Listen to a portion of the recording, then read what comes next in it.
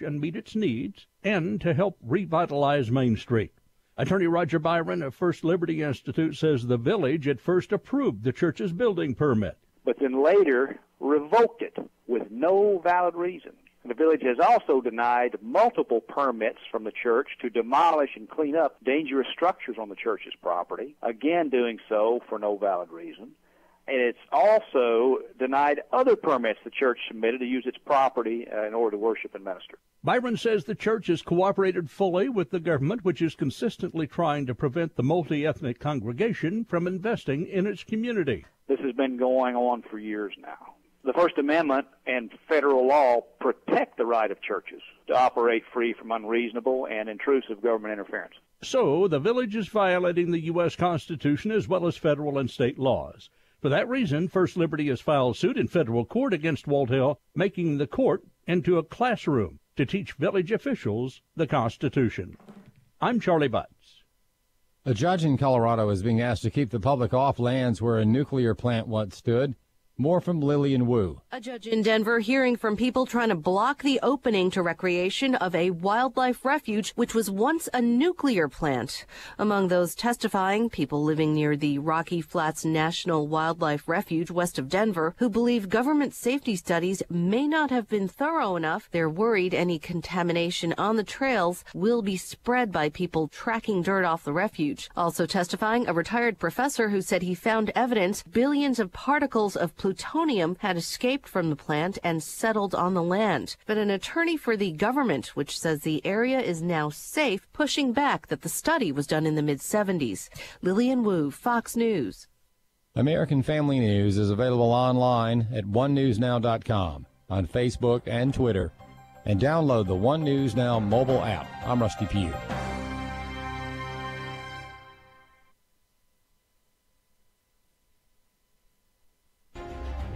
Abraham Hamilton III. God put us in this world at this time to be salt and light. We don't fold because of the darkness that we're facing. This is not the first time in the world's history that it's gotten dark. God has called you and I to be his ambassadors, even in this dark moment. Tune in to the Hamilton Quarter, weekdays at 5 p.m. Central on Urban Family Talk. Welcome to Stacy on the Right with your host, Stacy Washington. I think that was a lot about what happened on Monday. Right. I agree. And I think a lot of it is that the president sees the Mueller investigation. He sees all these accusations from partisan Democrats, Hillary Clinton saying, oh, he colluded with the Russians. But then he also sees that the only people who actually we know colluded with the Russians were Hillary Clinton, who paid a British agent who then paid Russians for information for this dossier. So he feels like the intelligence community cooked up a political or partisan investigation. But also part of the Mueller investigation is something that should be investigated, and that is who hacked into Hillary Clinton's emails. And so I think he sees the part where he's accused of collusion, and he responds to that, and it taints the whole investigation, whereas there is part of the Mueller investigation that is actually legitimate, and then there's part of it that is just simply a partisan attack on the president. Wow. Again, Rand Paul coming to the defense of the president, who he has routinely criticized. So it's not a absolutely pro-Trump position for him. And Senator Rand Paul is just stating a few things that are kind of obvious that we need to keep in our wheelhouses if we're going to have intelligent discussions about what happened in Helsinki and the reasons that the president has taken the tack that he's taken. So, with more information comes more clarity, and we're going to discuss that and so much more today on the Stacy on the Right show here on American Family Radio and Urban Family Talk. Call lines are open at 866-963-2037. Welcome to the show. We have a little bit more audio from him. We're also going to speak to Jesse Kelly. He's a Marine Corps combat veteran and frequent guest of the program. He's going to come on and join us this hour. And then we're going to continue our discussions. There's a town called Scribner in Nebraska, and they are actually moving ahead with plans to outlaw the employment of people who are in the country illegally. Now, this is pretty interesting. It's fascinating because usually when you talk about immigration, it's the purview of the federal government. They get to decide how many people come in and where they get to come into and et cetera, et cetera. But in this case, they're not talking about the people being here illegally or whether or not they can do anything about it. They're just saying they're not going to break the law by employing them or offering them housing. So it's a deterrent type of an action. We'll get into some of the details and kind of go over whether or not we think it's the right thing for them to do. If it's done out of frustration, is it people saying, look, you guys won't do anything, so we're going to do something? And if other states will follow suit. Also, we're going to go over a little bit of the very tiny bit of information that we have about Lisa Page's testimony. She's been testifying in closed sessions, really answering some of the same questions, many of the same questions that were posed to Peter Strzok. And she has come out of it smelling a little bit like a rose, as much as is possible in this situation, because she's answering their questions. She's actually coming back with answers that kind of comport with what we know about human nature. So it's a fascinating thing we're going to get into in hour 2.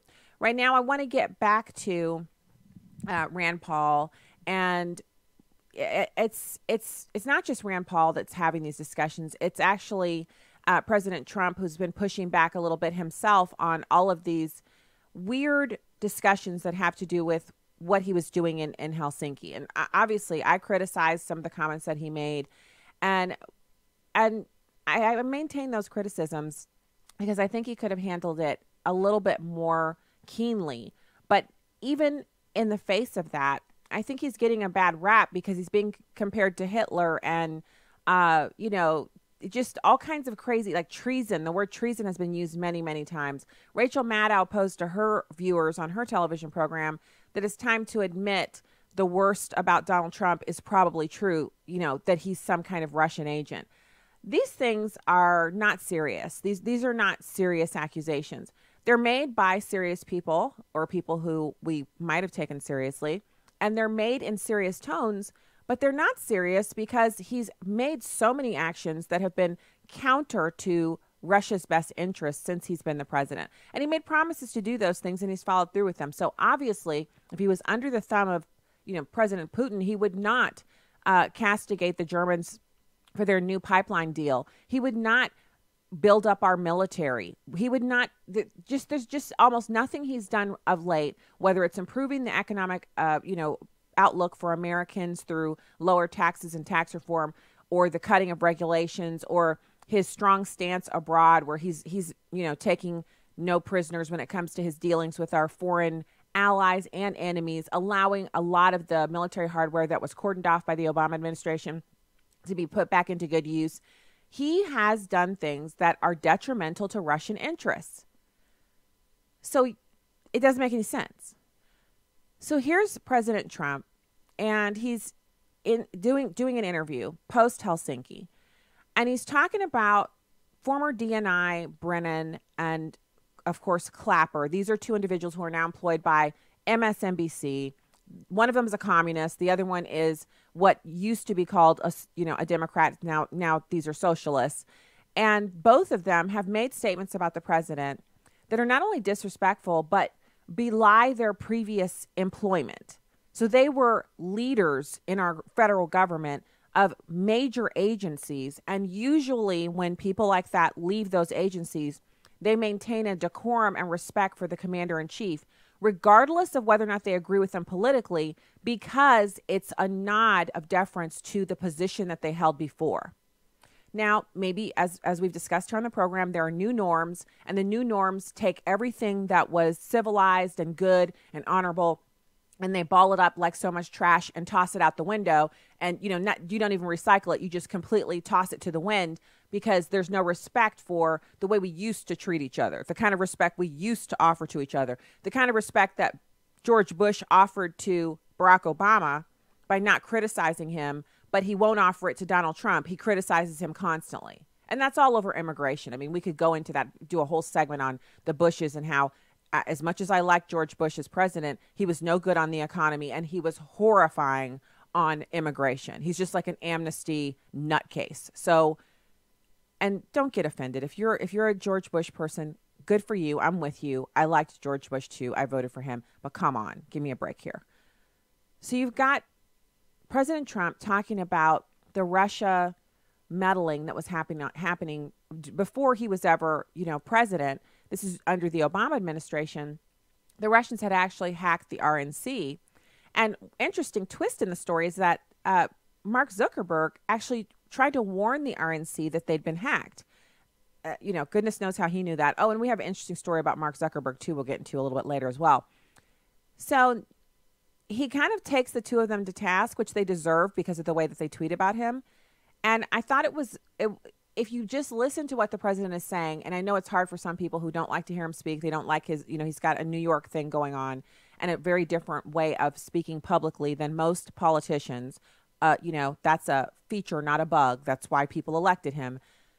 But if you listen to what he's saying, you can get a clear picture as to why he behaves the way he does and why his outlook and his demeanor towards President Putin was so different in comparison to the way he treated the people at NATO. There's a methodology to it, which I said that as well.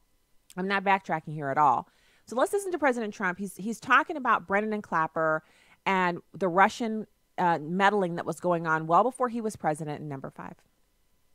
President Obama, along with Brennan and Clapper and the whole group that you see on television now, probably getting paid a lot of money by your networks.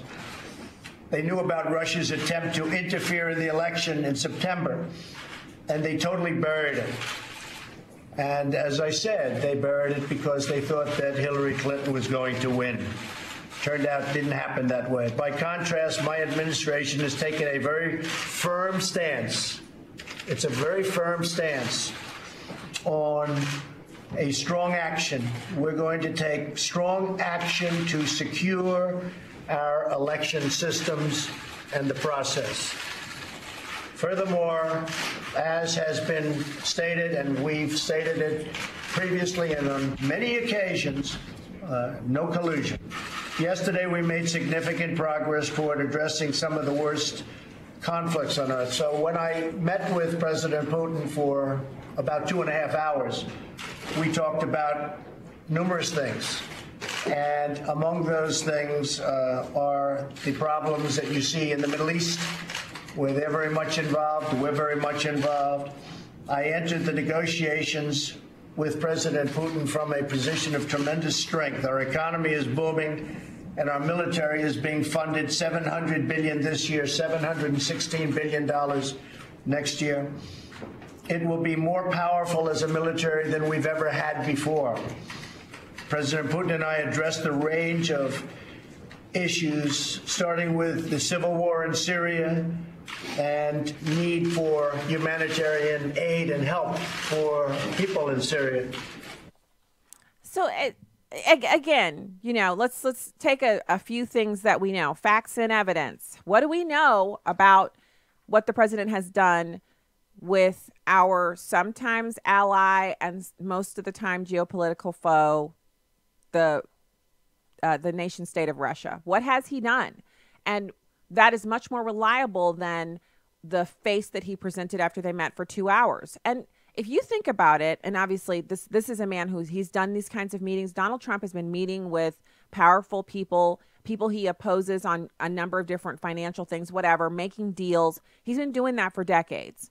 So to insinuate that he somehow was overtaxed by it, or he was flummoxed, or he was under Putin's thumb is really, it's just so nearsighted and so ignorant of how, if you've been doing something for as long as Donald Trump has been doing business deals and these types of meetings, there's a level of expertise there that if we're not at that same level, we just have to try to understand how that whole thing went down. And so we have to give credit where credit is due. We weren't in the room, but we do now have quite a bit of information that has been shared by Donald Trump and the White House press corps, what they've gotten out of Hogan Gidley and Sarah Sanders about what they discussed. We have his written comments. I shared some of those on the show yesterday. But what I'm kind of surprised by is the lack of higher level thinking that's going on among the critics of what Donald Trump has actually put out there. If you are critical of the way that he presented himself, his demeanor at the press conference, I mean, that's up for interpretation. I have no problem with people saying they didn't like, the way it looked. They didn't like the presentation. They didn't think it was strong on his part. Okay. I mean, fine. But if you think like why would President Trump defend the same intelligence community that tried to prevent him from becoming president? So if this meeting in Helsinki took place a year and a half ago, right after the president was inaugurated, or maybe a year and a half ago or so. So he's just been inaugurated. He meets with President Putin, and Putin says, I didn't meddle in the elections. And there's been no Republican report that's been issued on the Russian meddling, the hacking. So much of what is known now is still kind of in the intel community coffers, but not out for public consumption. He hasn't been read into it. He's kind of new to the whole thing. All he knows is there's this idea that he's colluded with the Russians. He knows the Russians have done some hacking, or it's alleged, but there's not a lot of legs to it. There's no flushed out detail that's widely available. Then if the same meeting, everything that we've seen happened at that point in his presidency, then I could see the criticism. But that's not the case here. Just last week is when Peter Strzok sat there and tried to make all of us, all 300 and some odd million Americans and untold millions of people in the international community who were watching him on TV, that when he said he could smell the Trump support, he was just talking about the normal rivalry between, the county that he lives in and the county that he traveled to for the investigation. The Trump support doesn't have an actual smell. It's just a reference, like a colloquialism to kind of indicate the competitive nature of the two counties. Who bought that? Nobody. So over and over again, when he was made to read his own text, over and over again, it was clear that he has a bias against the president. So his critics also want President Trump to believe and defend on the international stage people who openly admitted that they either wanted him never to be president or they wanted to impeach him, and they've been working towards that end every day that he's been the president. So he's supposed to go out and defend those people. Donald Trump, the alpha male, the mean handshake guy, the one they think is kind of a savage. It just doesn't make any sense. When we get back, we're going to have Jesse Kelly, Marine Corps combat veteran and writer at the Resurgent. He's going to be with us. And there'll be more excellent talk here on American Family Radio and Urban Family Talk. Stay right there.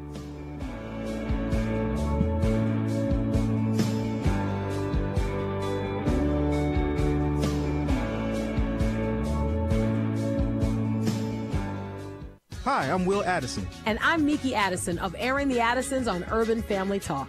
Family is so important to everything. I mean, think about it. Right after God created Adam, he made family by creating Eve as his wife. We'd like to invite you to the Marriage, Family, and Life Conference this summer. We'll have a full slate of experts to help encourage and equip the body of Christ to fight for the restoration of the family. Our speakers include Ryan Baumberger of the Radiance Foundation, Dr. Clarence Schuler of Building Lasting Relationships, Abraham Hamilton III, Pastor Bert Harper and his wife Jan, and more. We'll even be there.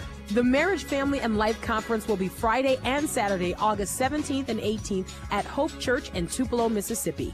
Come help us fight back against the enemy's direct attack on marriage and family. That's the Marriage, Family, and Life Conference, put on by Urban Family Communications, a division of the American Family Association. You can learn more and register at urbanfamilytalk.com. Hi, I'm Crawford Loritz with The Legacy Moment. I know a man who held a prominent position of leadership in a well-known Christian organization. He rose to the top very quickly because he had amazing abilities and talents, but it was soon discovered that he wasn't all that he appeared to be. Hidden sin and pride caught up with him, and he was forced to resign. He began living a lifestyle that was not God-honoring. He lost his family and went through a terrible divorce. Today, he no longer believes that the Bible is the Word of God. It's a sobering reminder that just to have gifts and abilities and a calling on your life does not guarantee that you will be totally spiritually successful. 1 Chronicles chapter 10, verses 13 and 14 underscore the twin killers of effectiveness in our walk with God. This is the sad story of Saul. So Saul died for his trespass which he committed against the Lord, because of the word of the Lord which he did not keep, and also because he asked counsel of a medium, making inquiry of it, and did not inquire of the Lord. Therefore he, meaning God, killed him and turned the kingdom to David, the son of Jesse. Did you hear those two killers, those twin killers? Number one was disobedience. Saul flat out disobeyed God. For whatever reason, he chose not to obey God. The second is disloyalty. Saul wandered away from God's authority in his life and chose demonic authorities instead. He listened to what they had to say rather than what God said to him. Well, here's what I want you to remember today. It's not how we look or what gifts we have that matters. What really matters is the condition of our hearts. We must cultivate a heart and life of obedience. God wants to use holy lives, not just gifted people. Thanks, Crawford, and thank you for listening to today's Legacy Moment, a production of Moody Radio, a ministry of Moody Global Ministries. Welcome back to Stacy on the Right on Urban Family Talk. UrbanFamilyTalk.com, StacyOnTheRight.com, AFR.net. Those are the great websites you can visit. Hit the subscribe button and you won't miss anything. You can keep up with our content on all of those pages. And right now, I'm really happy to welcome back to the show frequent guests to the program. We always have really great conversations and wonderful opportunity right now with the news being everything, and that all of us are about to die. It's good to have a Marine Corps combat veteran and all-around expert from the Resurgent to join us today. Jesse, thanks for coming on. Thanks for having me, Stacy. I appreciate you. Okay, so aside from the fact that the cattle cars are going to pull up because President Trump is a Nazi and also he's a Russian spy and agent, but also hates Russia and is not doing a good job of getting along with them, and is also horrible to our other allies, what else is new? Look, the good news is we can't be around to have Trump's relationship with Russia kill us all, because the tax cuts already killed us all, and net neutrality killed us all, and all these times we've all already died. I don't know how anyone else is still standing. Yeah, I think we might be the only two left, because after all that, I forgot about net neutrality killing us all. I kind of maybe just skipped that one because I was already reeling from surviving the tax cuts not killing me, or I survived basically. But this is what leftists are, though, and I've always believed this, that part of what makes a leftist is their parents did not tell them how little their emotions are important. They think emotions are a tangible thing, so they work themselves up in this frenzy. So everything is the worst thing ever. Everything is Nazi Germany. Everything is this. Everything is that. And it sounds so ridiculous to us, but to them, that's what they really feel. Imagine having your life turned up to that volume all the time. It'd be awful. I can't imagine that. You know what that's really like, in my opinion, because I'm a mom.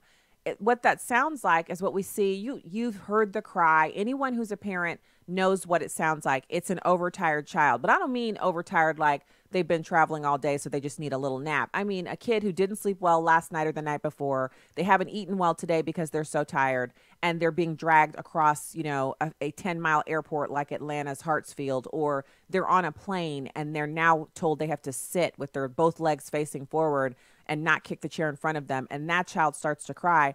Every parent in the radius knows that the parenting hasn't gone well in that family for at least 4 or 5 days, and now they're going to have to suffer through an entire flight of listening to this child tune up every 5 seconds. And that's what the liberals, they're at a level of like an overtired 5-year-old who's never been told no.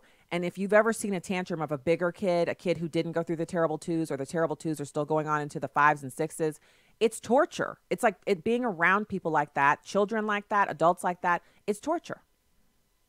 It's horrible. You see them in the grocery store all the time, and you're right. That is what the modern leftist is. They're the child that was just simply never disciplined, never corrected. Now they're screaming at the top of their lungs, and the more you try to calmly speak to them, doesn't matter what you're saying. They're just going to scream louder. And that's a miserable way to live. Part of me actually feels bad for them. That's miserable. It is miserable. And the other thing that I think we're all like, so what happens, Jesse, is like for you, for me, because we know a lot of the backstory, we don't refer to it as often or bring it to front of mind as often. But I was doing a little, you troll around on YouTube and you stumble onto a good trove of videos and you just let them play while you do other things. And it occurs to me that what we really have forgotten is how unsuccessful President Obama was during his term at building a lasting legacy for the Democrats that they could run and win on in the future. They lost 1,100 legislative seats, like a whole slew of governorships, And really, their political power was scraped down to the bone. And now they're really frustrated because the power that they thought they would have after the momentousness of the first black presidency, it's not there. And that's why we see them talking about occupying airports, occupying the border, running people out of businesses. They can't do things to us in the legislatures. They can't do things to us in city councils and state governments. They can't do anything to us in Congress. They can't do anything about the presidency right now. So they have to take to the streets. I agree. And I saw this coming early on, and I'm amazed they never did. That it was Obama's personality and his charm and the other things that came with it that got him elected, and those things wiped out the Democratic Party. Because not even he realized those were the things getting him elected. And the left and Obama all took that as being some kind of national endorsement for his radical leftist views, and it was anything but. Immediately, the very first midterm in his presidency wiped out Congress because the American people saw his policies, were horrified, and pulled back on it. And they lost, and they lost, and they lost every single election cycle because they made a humongous miscalculation. And we also need to be careful we don't make the same mistake. Yes. Donald Trump is there in large part because he owns the room, because of his charisma and the way he does it. So we shouldn't take that as some kind of national endorsement to be dumb, to just pop off at the mouth any chance we get or trash the media any chance we get, although I dog on them all the time. We still need to be smart and realize in this day and age, with the social media age, we need charismatic candidates. That's the only way to win today. It is. And so let's talk about that for a second, because I think one of the interesting points about this discussion we're having, we could go on and on and on about how horrible Obama was at translating his wins into wins for the entire party, and how unique the situation was for him, in that he could come in and say he believed marriage was between a man and a woman, and then evolve on that issue, and no one said, you hoodwinked us, you lied. They were just like, oh, yay, he's so much better than we are. We all need to take a page out of his book. But that didn't work for Hillary Clinton. She's evolved on issues. No one believes her. And a lot of what's happening with the Democrats is that people saw how far to the left Obama moved the party. They don't like it. And so they're looking for something else, which is literally personified by Donald Trump. So when you say that the Republicans shouldn't make the same mistake, I'm thinking you're basically saying they have to do what they promised during the campaign, not going off the rails. That's and doing exactly different. Right. Okay. So let's talk about some of that. Exactly right. Yeah. What more do they need to do? I'm with you. Well, understand that even Obama got away with those things in part because the media didn't destroy him for it in the way they would destroy Trump, but because there is no ability in politics like likability. And Obama had that in spades for people, so they brushed it under the rug. Whereas Hillary is maybe the least likable candidate in the history of American politics, so she doesn't get the same pass because she has the charisma of a sea urchin. Nobody wants to believe Hillary Clinton. And so what I'm saying is when we run for office on things like cutting taxes, on things like cutting funding for Planned Parenthood, securing the border, things like that, things Trump is doing, we need to make sure we're doing those things. One of Trump's biggest screw-ups, in my opinion, was signing that $1.3 trillion omnibus bill that nobody had read. That's the exact opposite of what we ran on. We ran against Obama and the insane Democrats for doing stupid things like that look shady and awful, and we need to avoid doing it again. And so let's talk a little bit more about the Helsinki. It's a lot of Republicans have been very loudly castigating the president for the way that he presented himself, but if you give it some thought, just, kind of detach from emotions and think about it, he was never going to stand at a podium standing next to anyone and defend America's intel community because he believes, rightly so, according to the Page Strzok text and the other investigations into the other 5 agents who have remained nameless, and the Mueller investigation grinding on with no indictments of any Americans about collusion. All the indictments have been about other things, financial dealings, et cetera. Why would Donald Trump go and stand next to Vladimir Putin and defend U.S. intelligence in light of where he knows they are at this moment? Well, it's a huge divide. And you're right, he won't. He won't, and he never is. And frankly, at this point in time, until they figure it out, the FBI, the CIA, he shouldn't defend them. Now, that doesn't mean he needs to buddy up to Putin like that. I didn't like that.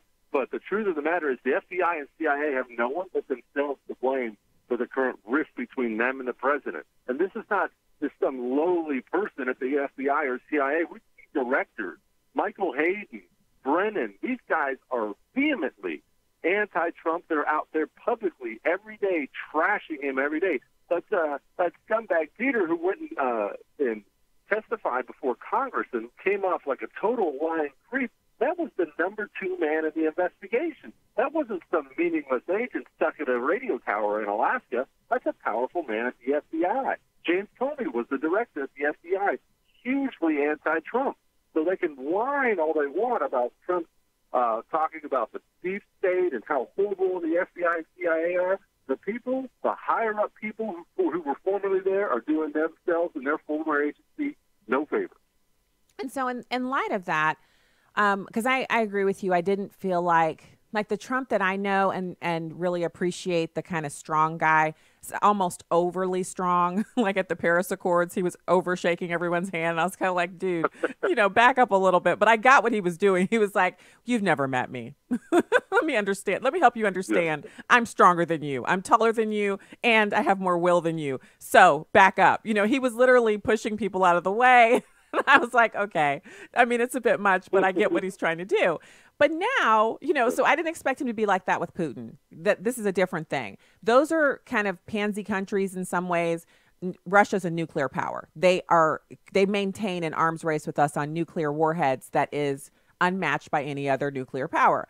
And they're also the ones who, if we weren't 55,000 strong with troops in Germany and, however many more we have all over the world, they'd be riding over countries constantly. Even if their countrymen were starving at home and the children didn't have any milk, they'd still be riding all over the globe, taking over everything they could get their hands on. Where we are the strongest military in the world, and we literally could rebuild a Romanesque type empire with our military might, and we choose not to because that's just not our way. So understanding that dynamic, I didn't expect him to be a strong arm, kind of bully pulpit guy.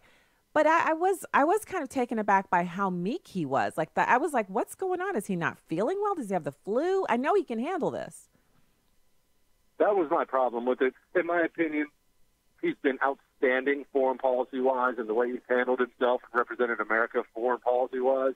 But that was his worst moment by a mile as far as foreign policy goes. Now, obviously, he's not going to sit up there and trash Putin to Putin's face.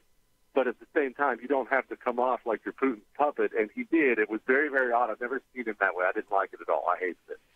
Yeah. I think we all get a flub or two. And as you said, I couldn't stress my agreement more with his previous performances on the world stage have been so stellar.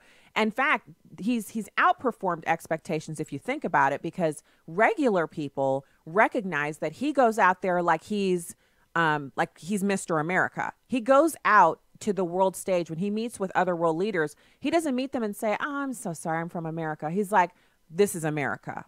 Next, what are you bringing to the table? Because we've got all of this, and we're also paying for all of your defense. What do you give to us?" That I like. So I'm hoping his next interaction with Putin will be stronger.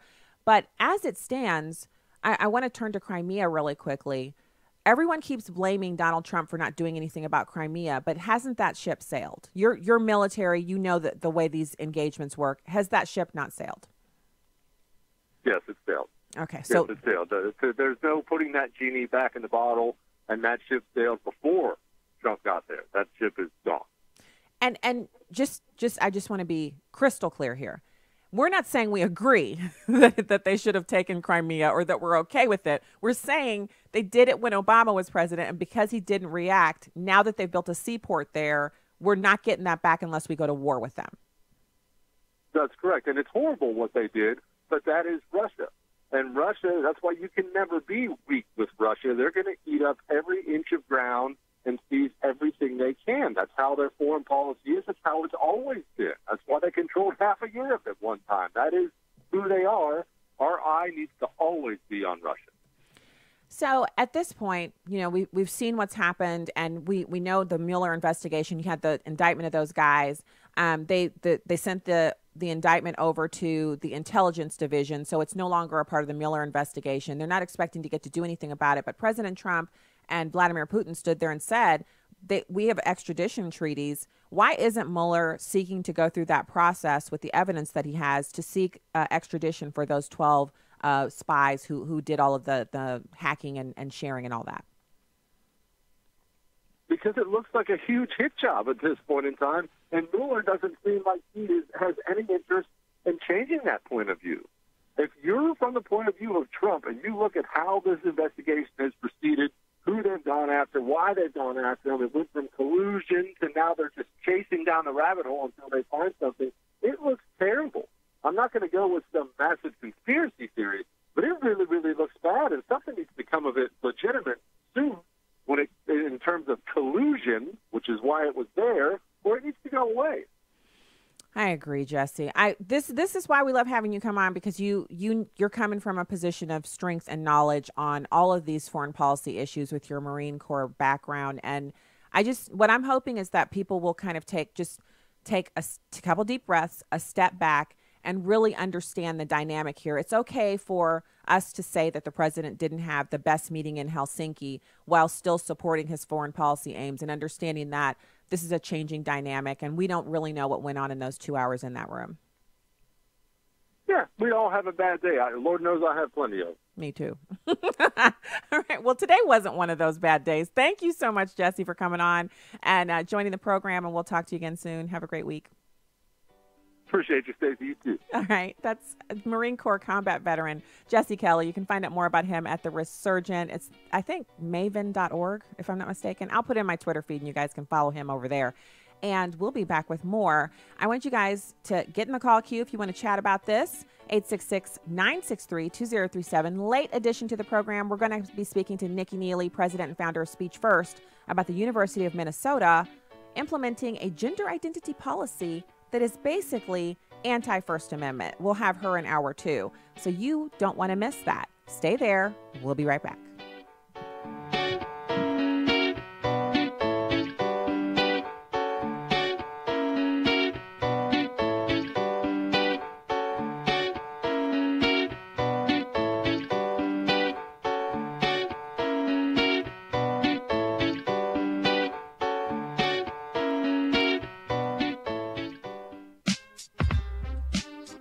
I just thank God for the Holy Ghost. If you will let him, he really will teach you all things. Have you ever made an excuse to someone why you were unable to do something or why you couldn't attend a certain event instead of just being honest and telling them you just were not interested?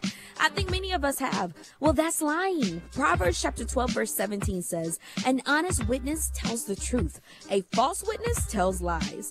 Proverbs chapter 11 verse 1 in one translation says, dishonesty in business disgusts the eternal. It disgusts God. But fair dealing delights him.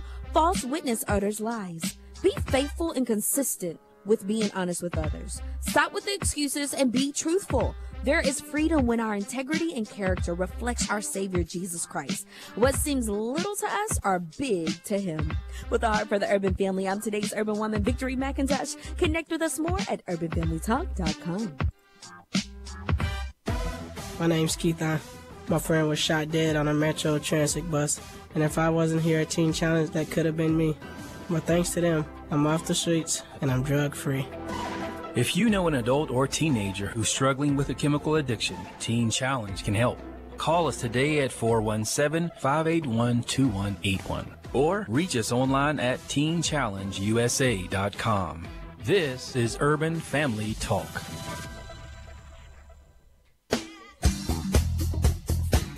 Coming next week on The Dwelling Place, Pastor Al Pittman continues to walk us through the Bible, line by line and verse by verse, to let God show us just how timeless His truth is. That's next week on The Dwelling Place.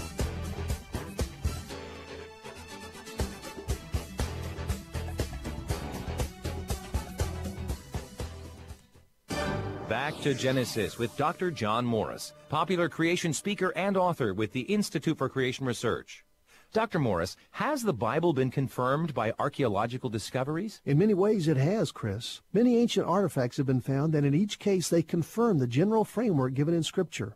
The Bible claims to be a book of true history, and we would expect to find historical evidence and general agreement with it. But we wouldn't expect everything to be found.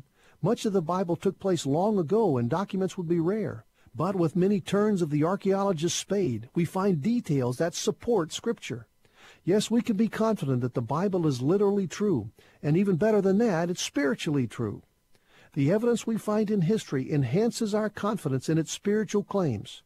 It all started back in Genesis. To learn more about creation, get our free DVD called That's a Fact. Call us at 800-628-7640 and mention the promo code FACT. This is Stacy on the Right on Urban Family Talk. Mr. Speaker, let me make a couple of comments in response to my friend. It was the last president, not this president, who told Russian leaders that he would be more flexible after an election.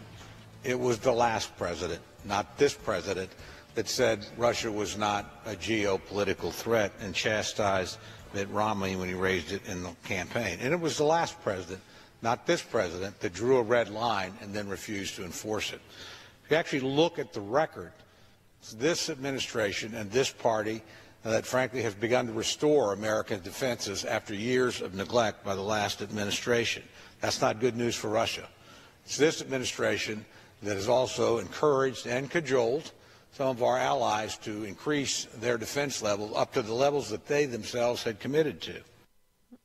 Sounds like the work of a Russian agent to me. Okay, that's sarcasm. Welcome back to the show, everybody. Stacey Washington, host of Stacey on the Right here on American Family Radio and Urban Family Talk. Find me on Twitter and Instagram at Stacey on the Right. And huge thanks to Jesse Kelly for coming on and chatting with us about some of the nuances to what we're hearing here. And I've just completely put the really crazy commentators on ignore. You know, I'm just blocking out all of this talk about Hitler and, death and all destruction and people are going to die because Donald Trump didn't smack Putin across the face with a pair of leather gloves. We understand that was never going to happen. Expectations on my part were that he would just be more assertive, not rude. I wasn't expecting him to be rude. Different dynamic. Former KGB agent, someone who routinely has people killed when they disagree with him in his own country and now in other countries. And not because President Trump would be afraid of being killed by Putin, but because it's a different dynamic. Different guy, so that was not what I was expecting from the president, but I'm also looking forward to them engaging again and seeing how the next, interaction goes. I want to make a few more points on that. Look, I think a lot of people are also kind of lumping it all together, and maybe the president has kind of gotten caught in this trap as well, which is where some of us basically say it's all one thing. The Russian collusion allegation and the Russian meddling in our elections and then the DNC hacking, it's actually three separate items. There are three separate allegations, if you will. So we can believe and know that the Russians were behind the hacking of the DNC servers because they also hacked the RNC. As Putin said himself, the emails were real. The Russians facilitated their dissemination through WikiLeaks and other places by simply sending them out. That the Russians also attempted to meddle in our election systems by spear phishing and by attempting to hack into voter databases and systems for our elections, which are localized, which protects them a great deal. And the paper ballots are everything, really. If there was ever a commercial or, a recommendation, it couldn't be a stronger one for the paper ballot system than the fact that the Russians now have their most advanced capabilities are not their military capabilities, but their cyber attacks.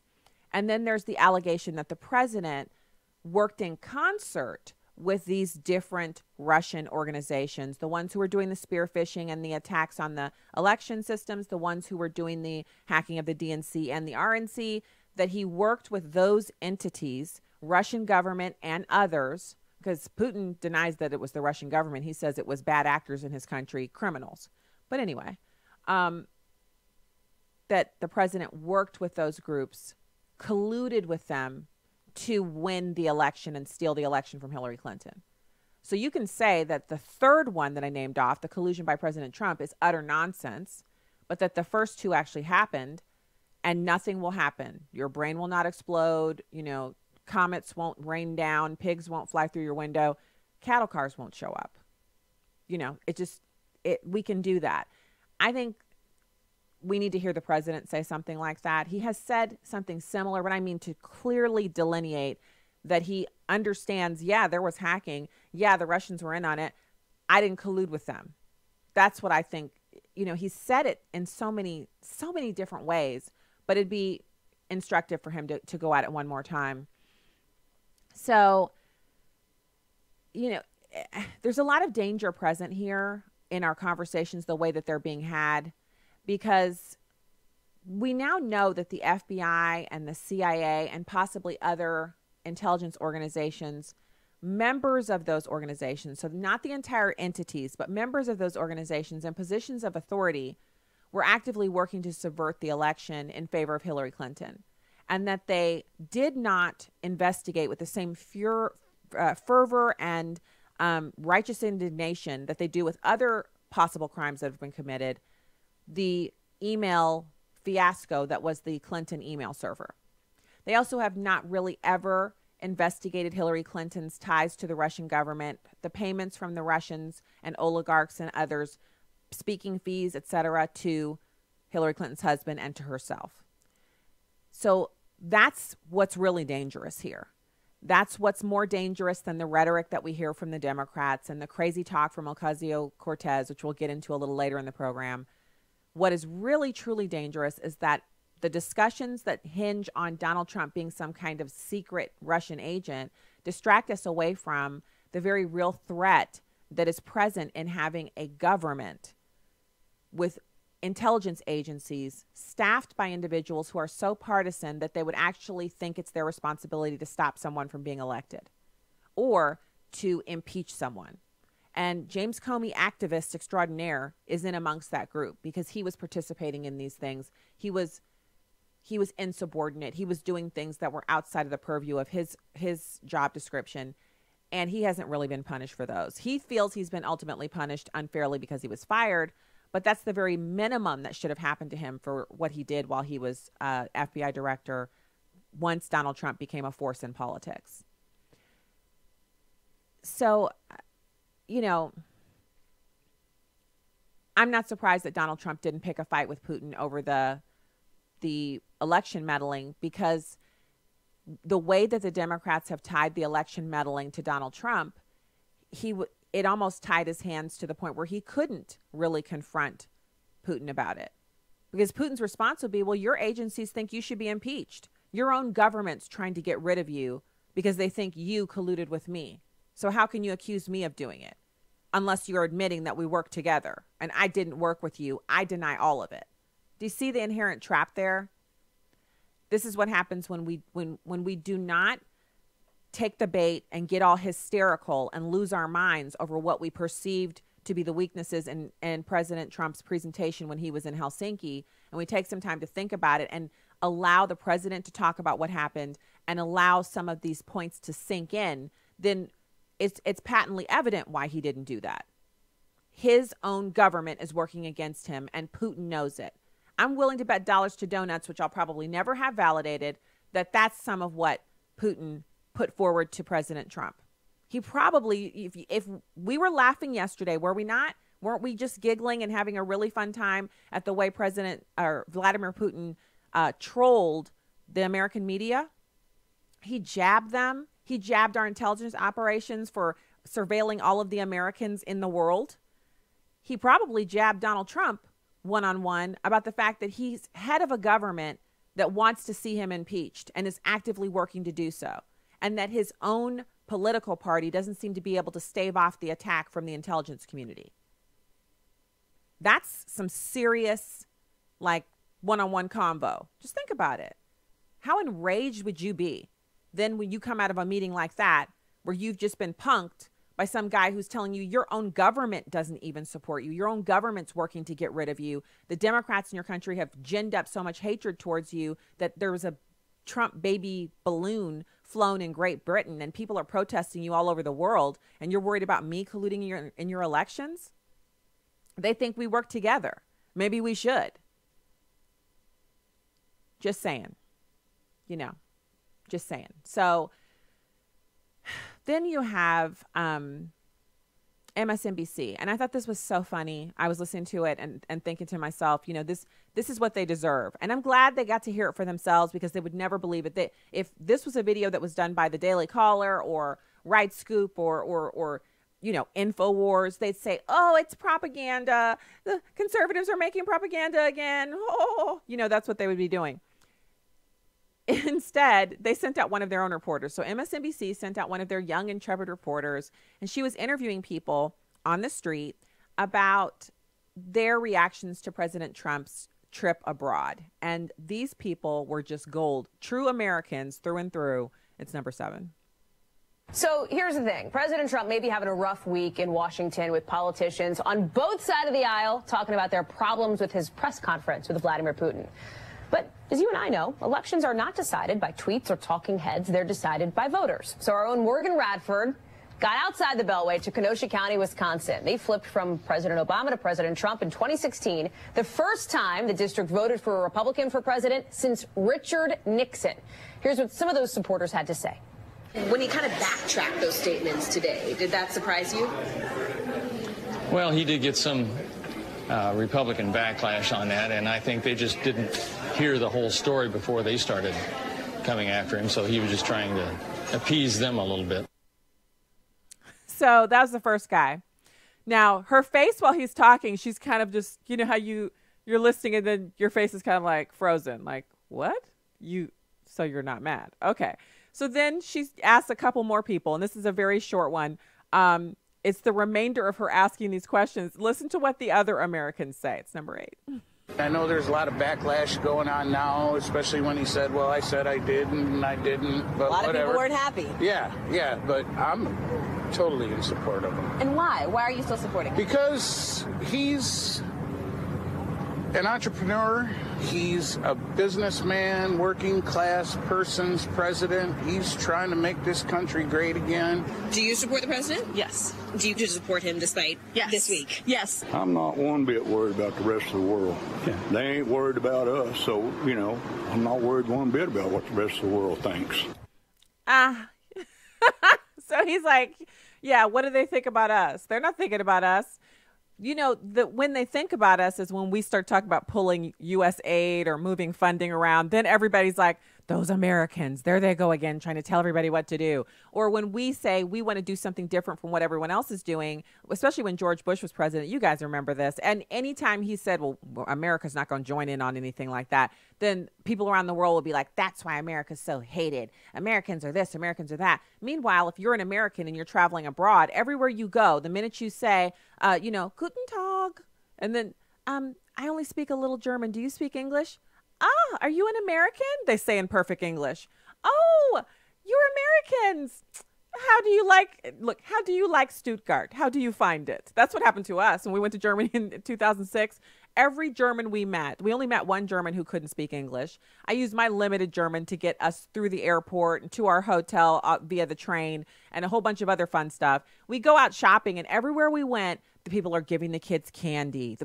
Oh my goodness, you're Americans. We love Americans. How is it your first trip to Germany? Is it your first time in Stuttgart? Perfect English. We didn't meet anybody who was like, we just don't like Americans. No, not at all. They're very happy to meet us. They like talking to us. They like to know what we think about their country. And it's the same as when I meet someone, and that it's not often, but when I meet someone who's not from America and they're in America, I'll say, oh, do you like, wherever we are? Usually it's in D.C. Do you like Washington, D.C.? What do you think of it? Have you had a chance to tour any of the monuments? How long are you here? What are you doing here? If you meet these people and on the plane, if you're sitting next to someone and they're not from America, and they'll talk to you about, oh, you Americans are so different in this way, and they'll share. I've never met a person from another country and said, we hate your country. Why would anybody do that? So when you hear people saying America is so hated under Donald Trump, people hate America, you should ask them, who told you that? Who said they hate America? You'd be surprised to learn that they're just talking about some poll on some liberal website that's meant to make us feel bad about ourselves, when in reality, most people are civilized. And even if they didn't like our president, they're not going to say, we don't like you or we don't like your president. In fact, the only negative comment I've ever heard when we've been out somewhere and I've been interacting with a foreigner is when I say we live outside of St. Louis, and they'll say, oh, Ferguson, you live in Ferguson. I'm like, we don't live in Ferguson. Ferguson's really tiny. St. Louis is the actual whole thing, and Ferguson is a tiny part of it. And they'll say, how many square miles is Ferguson? I'm like, 2 or 3 square miles? How many square miles is St. Louis? 66 square miles? Oh, I mean, they're really shocked to learn that Ferguson is not basically all of St. Louis, because the news made it seem as if Ferguson was all of St. Louis and St. Louis was like a suburb of Ferguson. Once they get past that, they're like, oh, do you have much crime and violence there? No, I live in the suburbs. It's like totally safe. Oh, well, we just didn't know that about Ferguson. Sometimes I'll pull up a little something and show them. I'm like, this is what where I live looks like. Looks like this. They're like, oh. No one ever says they hate America, okay? People don't hate us. They love our money. They love our military. They love our money. And they like us. They think we're pretty interesting compared to their countrymen, like we think about them. Shock. Yeah. So we're going to get back with more. Second hour of the show is coming up right after these important messages from onenewsnow.com. Stay right there.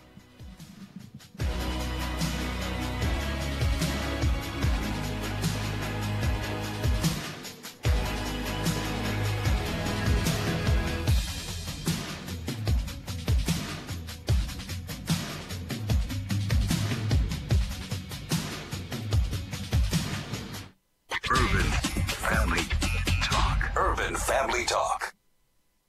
I'm Will Addison, Director of Urban Family Talk. Do you believe that we are living in the last days? In the culture we live in today, and dare I say even in our church culture, we are guilty of not looking towards Christ's return, but are in fact bogged down with the cares of this world. Do you find yourself more concerned about this world than you are about the world to come? Be encouraged to live as if Christ is coming back today. Stay connected at urbanfamilytalk.com. Truth, wisdom, empowerment. Urban Family Talk, a ministry of the American Family Association. American Family News, I'm Rusty Q. An eastern Nebraska town is seeking to bar employing or renting houses to people who are living in the U.S. illegally. Jeff Manasso reports. The Scribner City Council signed off last month on the first round of approvals for an ordinance that would prohibit hiring and renting apartments or homes to illegal immigrants, as the town of about 900 residents 60 miles northwest of Omaha prepares for an influx of workers ahead of the construction of a new chicken processing plant. Mayor Ken Thomas supports the measure, saying it's about protecting jobs for U.S. citizens who live there, even amid threats by the ACLU to sue, though Fremont, Nebraska, has passed a similar measure that also held up in court. Jeff Manasso, Fox News. Governor Andrew Cuomo of New York says the federal government is bent on using his state as a piggy bank to pay for corporate tax cuts. New York is one of 4 states suing the Trump administration, saying the new tax law's cap on a state and local tax deduction is an illegal infringement on states' rights. But Jonathan Williams of the American Legislative Exchange Council says that's ludicrous. It gives a whole new meaning to the term frivolous in terms of litigation, and it really belies the fact that these states have been using the rest of the country as a piggy bank for many, many years. So, I think this is more a publicity stunt than anything else. The other states suing the Trump administration are Maryland, Connecticut, and New Jersey. A directory is matching gun-owning patients with health care providers that respect their Second Amendment rights. More from Chris Woodward. 2adoc.com is a project of Doctors for Responsible Gun Ownership and connects people who want to be served by physicians and other healthcare providers who respect the Second Amendment and their right to gun ownership without inappropriately questioning them about it every time they show up and making them fill out forms acknowledging they have guns in their homes. According to Robert Young of Doctors for Responsible Gun Ownership, this happens frequently, and the information goes on a permanent electronic record which could be searched or hacked by, well, anyone. So we're inviting any healthcare provider who feels that way to get to 2adoc.com, 2adoc.com, and sign up with offering to serve patients who prefer to be respected rather than lectured to by their doctors about guns. The doctor does not deny incidents of misuse of guns in this nation, but he says those incidents are small and people don't deserve to be treated as if they are potential or future perpetrators. We are making matches. This is not a hypothetical project. It's happening, it's in effect, and people are getting hooked up now. As outlined on 2adoc.com, this directory exists only to facilitate compatible matches between patients and providers who respect the Second Amendment. The directory will not be published and your information will not appear online. I'm Chris Woodward. MGM Resorts is filing a lawsuit against survivors and family of victims killed in the Las Vegas mass shooting last October. William Lajeunesse reports. MGM doesn't want money, but says any case against it should be heard in federal court, where it claims zero liability because of a federal law passed after 9/11 that protects companies against terrorist attacks. Lawyers for the victims say, however, the MGM case has no merit because the FBI never classified the attack by gunman Stephen Paddock as an act of terrorism. Here's the victim's attorney, Robert Eaglet. MGM is just trying to skirt their responsibility and try to get some federal judge who they think will be favorable to them rule that, oh yeah, they have immunity, and they have no immunity here. 250 victims so far filed claims against MGM for failing to provide adequate security at the hotel to prevent the attack. The company faces millions in payouts should it lose. In Los Angeles, William Lajeunesse, Fox News. And U.S. homebuilders sharply curtailed the pace of construction in June. The Commerce Department says housing starts fell 12.3% last month to a seasonally adjusted annual rate of 1.17 million. American Family News is online at onenewsnow.com and on the One News Now mobile app. I'm Rusty Pugh.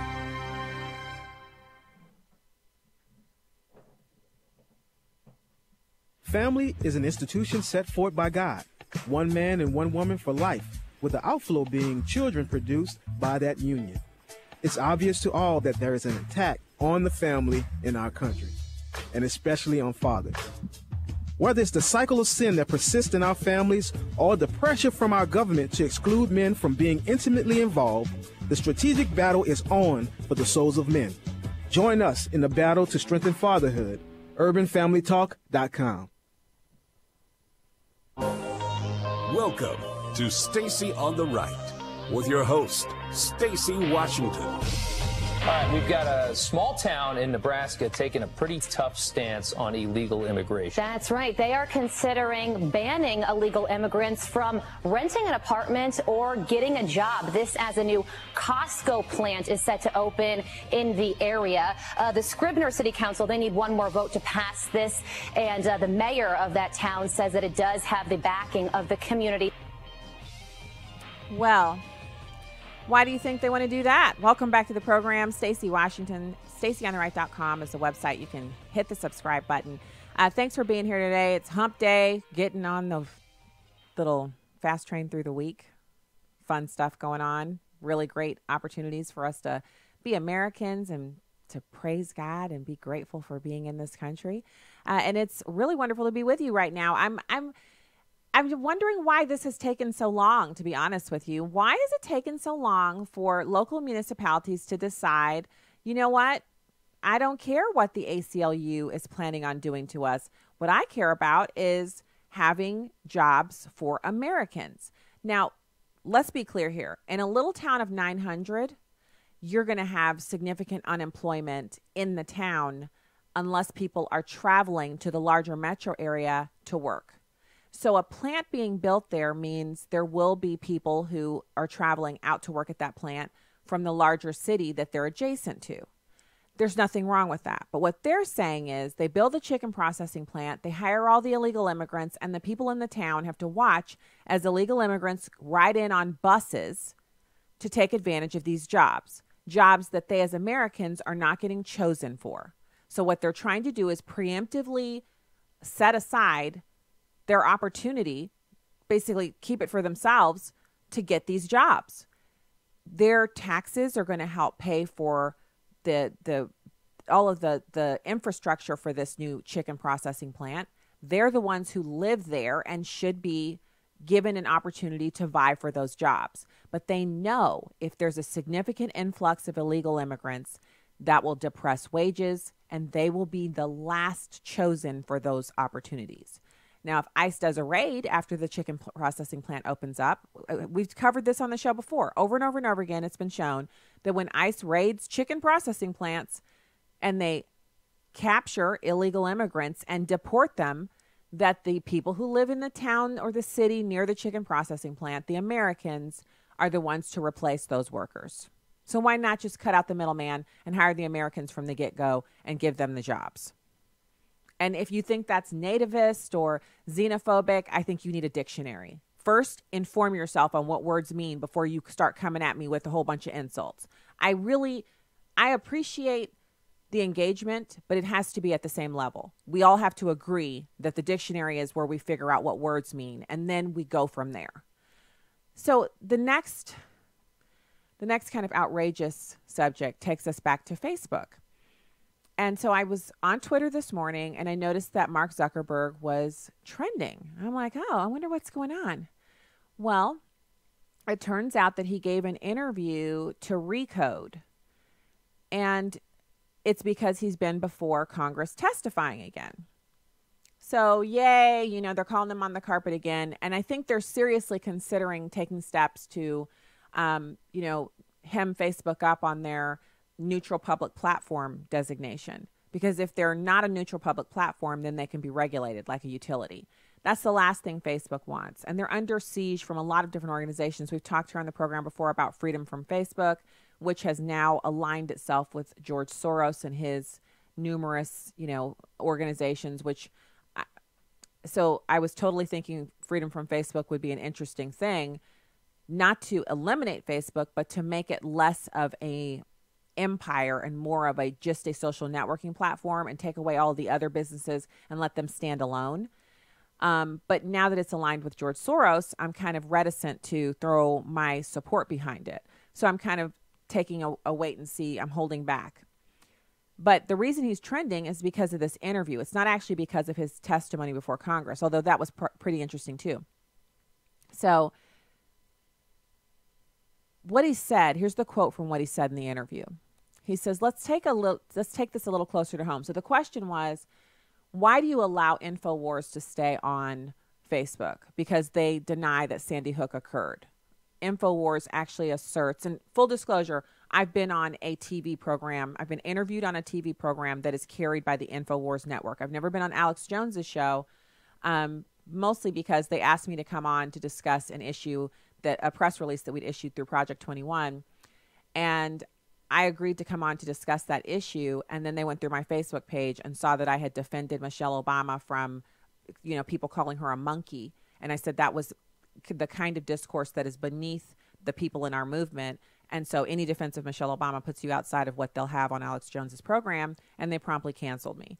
So, I don't care. When I do media, it's not because I'm endorsing the organization that I'm going on. I've been on Al Jazeera before. I obviously don't agree with them, but Al Jazeera America. But I go on these programs because it's an opportunity to spread the message that I'm trying to share for whatever issue we're tackling at the time. So anyway, disclosure time over. So he's on Recode and he's doing this interview and he's talking about, he's talking to Kara Swisher and she's interviewing him about the Russia hacking, the social network. He talks about how he warned the Republican National Committee that they'd been hacked by the Russians and so many other things that he knew that were going on.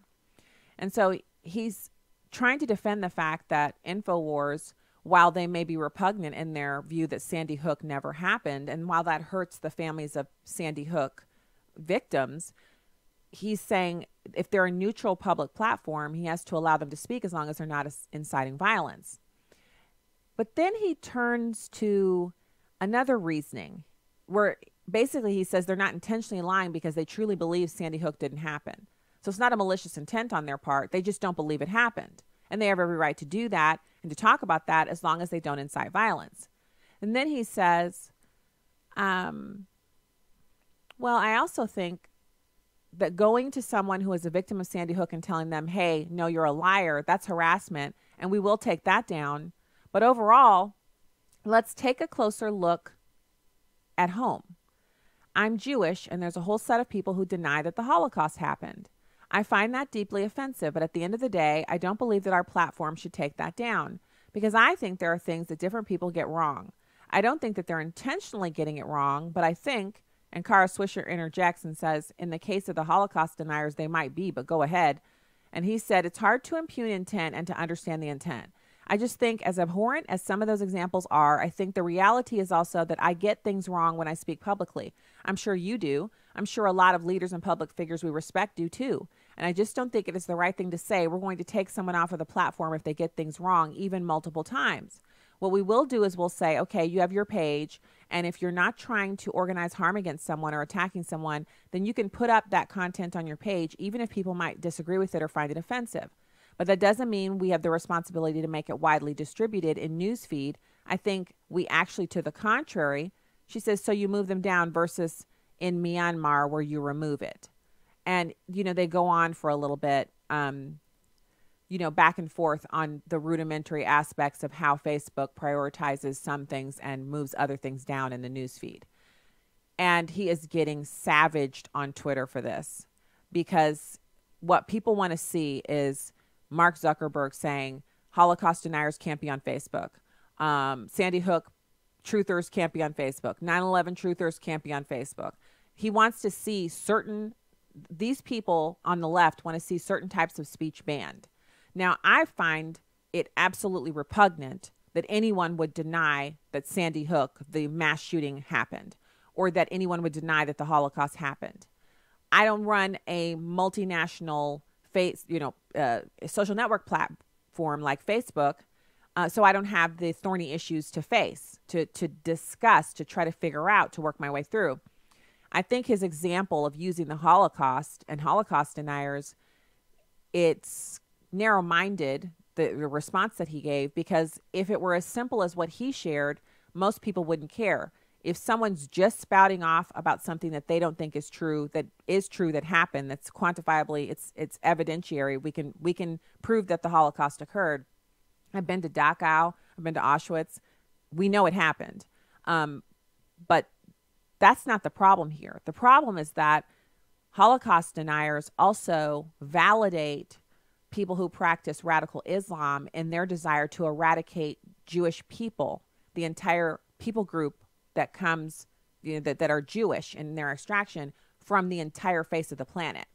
There's a form of radical Islam that believes that Jews have to be eradicated from the face of the planet. They also believe that the West, specifically the United States, the great infidel, has to be completely annihilated as well. Every person, man, woman, and child, and every vestige of our society has to be wiped from the face of the earth. People who believe that take comfort in websites and pages on Facebook that talk about the Holocaust never happening, and that it's something that the West made up to make people more sympathetic to Jewish people. The fact that Mark Zuckerberg doesn't know that is disturbing. I mean, there's, I just didn't know about that. And then there's, how could you not know about that? That's the category he's in. How could he not know that? So I'm not for censorship, but there's censorship, and then there's stopping individuals who are literally screaming fire or bomb in a crowded theater. Our First Amendment delineates between those two types of speech. You've got people who are lying, people who are slandering, people who are defaming. Lying, that's actually not against the law. Defaming and slandering, that's against the law, but not if people are public figures. I mean, there's a lot of nuance to it. But the First Amendment even recognizes that speech can be harmful if it's used to incite violence or used to incite panic. He doesn't seem to understand. And so that's why he's getting savaged on Twitter. So I'm reading that, right? I'm reading the tweets. I'm reading the links in the tweets. I'm reading about his statements about the Holocaust deniers and allowing them to remain on Facebook. And so there's two other pieces of news that I stumble across in reading that. And one of them is over on Drudge. So it's like not just on the Twitter feed.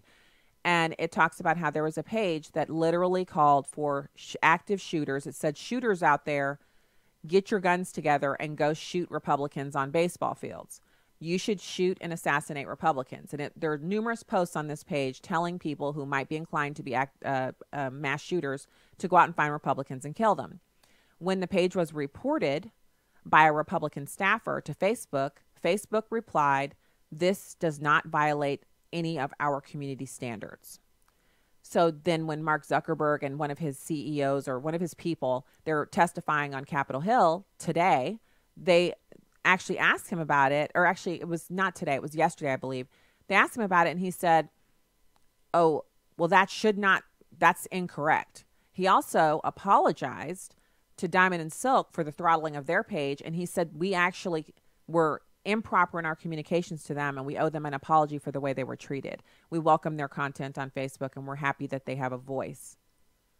So it's all because now that the furor has died down and the cameras have moved away, we're faced with lawmakers literally deciding, based on his testimony, whether or not they're going to allow Facebook to continue to operate in its current form or if they're going to regulate it like a utility, because it's not a neutral platform. So now they actually have to seriously act as if Facebook is a neutral platform, which is fantastic, but it's also very telling that this is what it took to get him there. Why? Well, here's why. Over at thepoliticalinsider.com, they have a story up about how Mark Zuckerberg, back in the day when he was at Harvard, he hacked journalists' emails to find out if they were going to write negative stories about him. He said, "If you ever need info about anyone at Harvard, just ask," wrote the 19-year-old Mark Zuckerberg. The year was 2004, and Zuckerberg was then still a Harvard student, launching a new social network that at the time he called the Facebook. "I have over 4,000 emails, pictures, and addresses." Zuckerberg's friend, whose name is redacted in the chat logs, expressed disbelief. "What? How'd you manage that one?" Zuckerberg said, "People just submitted it. I don't know why. They trust me." Dumb expletives. So when he knew he'd be testifying before Congress about protecting user privacy, he probably didn't think about this story coming out about what he did the last time. He thought people might say bad things about him. It's interesting, to say the least. When we get back, we're going to have Nikki Neiley, president and founder of Speech First, right here on Stacey on the Right on American Family Radio and Urban Family Talk. Keep it here.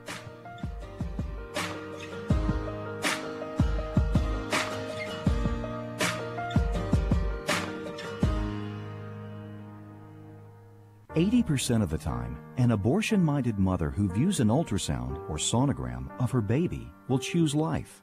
Here's the story of Candace. The sonogram sealed the deal for me. My baby was like this tiny little spectrum of hope. And I saw his heart beating on the screen.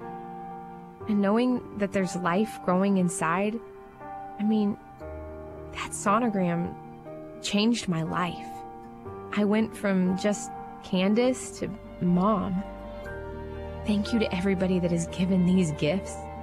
You guys are giving more than money. You guys are giving love. There are currently preborn centers which do not have an ultrasound machine. Would you sponsor a machine today? Dial pound 250 and say keyword baby. That's pound 250 and say baby. Or go to preborn.com. That's preborn.com. Your love could save a life. Hello, this is Bishop Harry Jackson of Hope Christian Church in Beltsville, Maryland. Jesus said you would do greater works than he did. When the Lord was about to take Elijah up to heaven in a whirlwind, Elijah and Elisha were on their way to Gilgal. Elijah said to Elisha, "Stay here. The Lord has sent me to Bethel." But Elisha said, "As the Lord lives and as you live, I will not leave you." If we'll go emotionally and spiritually where they went physically, we'll come into the truths and the transforming and transferring of the mantle that happened with Elisha will happen with us in our generation. Elijah was the old school generation. He was the 84, 85-year-old, nearly 90-year-old who has been the Billy Graham of the generation. And he says, I've walked with you, I've talked with you, I've told you, I've helped you, I've instructed you. Now, son, it's your turn. This is about passing the baton generationally. Some of us who are my age have to recognize that the 80-some-year-olds are all rolling off the scene, and whether we think ourselves to be young, small in our own sight, we're going to have to step up and be the only spiritual fathers that this generation can know.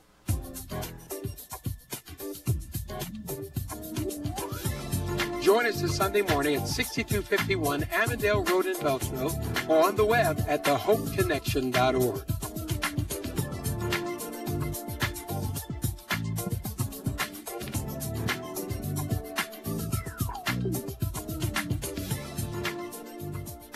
Welcome back to Stacy on the Right on Urban Family Talk. Welcome back to the program. Thanks for being with us today.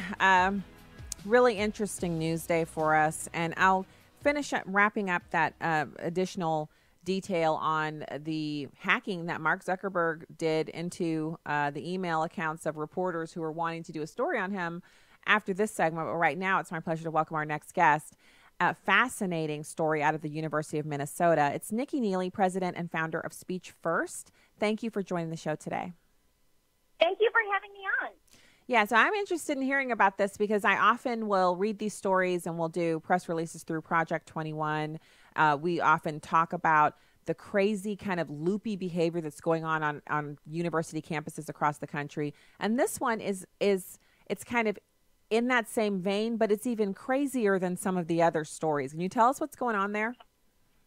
Sure. Yeah, and you're totally right. When I first started working in the free speech area, I thought, some of this has to be a little bit overblown. It has to be hype. And then, like you said, once you start to dig down, you think, oh, my gosh, it's all true, and some of it is even worse than I even expected it to be.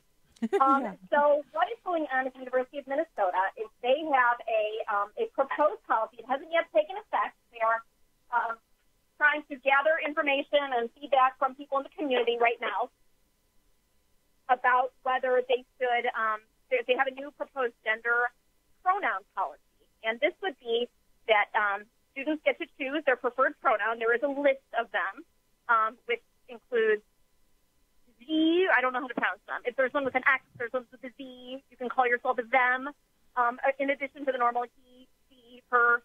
And if a student or faculty member uses the incorrect one, then you could be opened up to disciplinary proceedings, including expulsion or firing. And so this is a pretty significant step, and this is obviously a major shot across the bow in the ongoing political correctness and culture wars on campus. And so it's a very, very troubling proposed policy. And so I hope the University of Minnesota gets some common sense and doesn't pass this policy. So I always, my question to this is always, how are we supposed to remember all of the different pronouns if everyone has, 57 or 299 of them that they can choose from? How do you remember, like when you're just passing a person, or do you just not talk to them because you can't remember what their pronoun is? Because I don't even understand how the pronouns come into play. No, that's a great question. And I have talked to students who now, in their dorm room at orientation when they first move in and in classes, they go around the room, they do the pronoun. My name is Nikki. I use the pronouns she and her. And you're supposed to take notes. But I think you do very much get in a situation where, I was at a conference recently and I didn't know how to refer to somebody, so I just didn't talk to them. And so at the risk of being offensive, I actually was just flagrantly rude. It puts people in a really difficult position because they're terrified. And this is just this trend we've seen on campus where using this would be under the harassment and bullying code, and so using that to promote civility, which on its face sounds like a good thing. Of course, we want civility, but it ends up discouraging people from talking or acting at all out of a fear of offending somebody. All right, Nikki, full disclosure. So we have our oldest daughter is going to college here in a few weeks. And so we visited a number of colleges over the past year. Like, you know how we're near this town. Oh, there's a great college there and it's on your list. So you go visit. Or you take the intentional trip where you literally drive there, you stay in the hotel, you visit, you know. So every dorm that we visited on the larger schools, even in Catholic schools, we visited a few schools that are Jesuit. We visited some public universities. We visited some private ones. And in the private universities, especially the smaller ones, there were no designations. But the larger, even a Christian university, Belmont, which is it's a good sized Christian university, very well respected. They had the pronoun. So it's not like a mandatory thing, but almost every dorm door had a one of those whiteboards on it, and some of the doors had preferred pronouns on them. Now, not everyone did, but some did. At St. Louis University, where we visited, every door had either a small tag, like a door hang tag that was taped to the door, or on the whiteboard it said preferred pronouns. Now, we didn't visit every floor, obviously, but we visited 2 sections of 2 dorms, and they were pretty ubiquitous everywhere. So I know it's more prevalent in some universities than others, but do you feel like this University of Minnesota policy, once it becomes more widely known, is something that will deter parents from, recommending, hey, go to the University of Minnesota, or are people just going to ignore this and just stop talking to each other? No, I mean, I think definitely the public attention on it, I think, is probably going to play a role in them enacting this. And frankly, I would be surprised if they did pass it, if it weren't challenged in court. But it is, you raise a really good point in that, when I went to college a very long time ago, when you went to school, you looked at, okay, what's the tuition? What's my scholarship? Is it in-state? Is it out-of-state? Yes. And now you have to take into account a lot more variables. Does this align with my values? What do the disciplinary procedures look like? How are Title IX issues on campus adjudicated? my oldest child is a son, and there are schools where, you see them in the news, how it's very much a guilty until proven innocent system. There are schools that I just simply won't send my child to. And so this is a much more complex equation than it used to be, 50 years ago. I agree. In fact, that's something that we will really have to look at for next year, because we'll have another one graduating, and he's our only son. We only have the one. And you're right. That is something that is super important, because on those campuses where the guys are automatically guilty, they have their lives ruined. They're expelled from school. They often have their reputations ruined. And then later you find out they were innocent. The girl just, I thought it was him, but it wasn't, things like that. And there's nothing worse than having someone be sexually assaulted and then not have justice. But by the same token, there's nothing worse than having your son accused of sexual assault when they're innocent and having to go through all of that. And that is another thing that people should consider. And that's why I love having guests like yourself on the show to kind of elucidate these things, or take a little note if you have kids graduating from high school, going to college, and you're looking at campuses, that you have to check those things out. These are new things you have to look at besides tuition, room and board, environment. You have to worry about the professors, whether or not the college has been in the news, and now all of this pronoun stuff, which is an utter waste of time to take a half of a class period or a whole class period to figure out what people want to be called. Yeah, and I think, there is definitely a market mechanism in place, as we saw in the wake of everything that happened at Mizzou in 2015, at Evergreen State College in Washington State in 2017. There are parents who are pulling their kids out. There are parents that are not going there. These schools have started to report what their enrollment numbers are. I think Mizzou is down 30%, which translates to a huge amount of money. They've had to lay off a lot of staff. They've closed 7 dorms. They're down 20%. And so there is a real, and I think that's the thing that ends up getting to the administrators in the end, is the money. But this is, there are financial repercussions for you making bad decisions. And that's, that's the market at work. Well, and you know what, Nikki, we've talked about Evergreen State College because theirs have honestly been the weirdest. Out of all of those stories, they get the prize. If there was an award, Evergreen State College would get it. I honestly think they're on a mission to destroy their school because every news story is more bizarre than the one before. But when you talk about Mizzou, that's a school that we actually encouraged our daughter to take a look at because we're in state. We live in Missouri. And she would have been, it was a world-class school. Mizzou is actually, they have a number of their programs are considered world-class. Their journalism, The journalism program is one of the best in the country. One of the best in the country. And if you have a business degree from there, if you have a communications degree from there, those are good degrees to have. And their veterinary medicine program, pre-vet and the actual vet program, top 26 in the country. So this is a place where if you have certain interests, it's a great value. But now that they've been in the news for that, their reputation has decreased so much here that it's not even the parents who have to say anything. My daughter actually came home and said, yeah, Mizzou's not on my list anymore. I was like, you're a junior. What do you mean it's not? We're in state. We should at least visit. She said, Mom, no, it's not for me. It's too political. I'm a biology major. I was like, whoa. I told my husband, I said, wow, we've raised some strong-minded kids. He was like, she reads the news too. I'm sure she's seen the news. And she said, it's the news stories. I just can't be that. That's too distracting for me. College is going to be hard enough. That is an amazing indictment of a university from at the time she was a junior. So, it's bad news for these schools. I have talked to students at other schools who are in the sciences, and they said before in the run-up to the 2016 election, one student who was a physics major said he had a science professor say, I hope you'll do the right thing and you vote for Hillary. And that has nothing to do with the content. It has nothing to do with the class. You're just superimposing your views. And I remember listening to a story years ago. It was an interview with Thomas Sowell, who said at the end of a semester of teaching, his students came up to him and said, honestly, we don't know where do you stand? We can't tell if you're a Democrat or a Republican. He said he felt that was one of the highest compliments he could be paid as a professor. And those days are long gone. Yes, they are. And he is a brilliant, he's a national treasure. Don't we all wish our kids could take a few classes from him at the collegiate level and take some of that knowledge home? You know what I mean? It's like, we have his books and we have the columns and we just have to satisfy ourselves with that. But I think not only is that an amazing story of his philosophy, but so many others would do well to, if you want to really have students voting the way that they should vote, then educate them. Make sure they know the history of this country. Make sure they know the facts, which, math, it's either right or it's wrong. It doesn't lie. It doesn't have a political affiliation. Math is math. And it's the same with the sciences. And when we return to that, we're going to see more world-class educational outcomes from our higher education.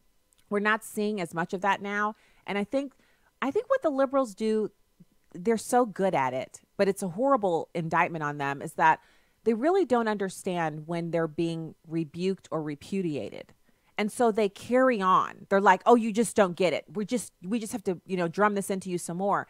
All of this gender pronoun stuff is being rejected by the majority of the students. The active minority of students who like it and want to enforce it on everyone else, they're not the majority, and they're the ones who are damaging these schools. Yeah, it's been interesting to me to see how different actors in the states have reacted to this. There's a newish group that was created by a bunch of professors called Heterodox Academy, and it was started by a professor at NYU named Jonathan Haidt, who is a self-identified liberal. But he said, you know what, we believe in. He's a clinical psychologist.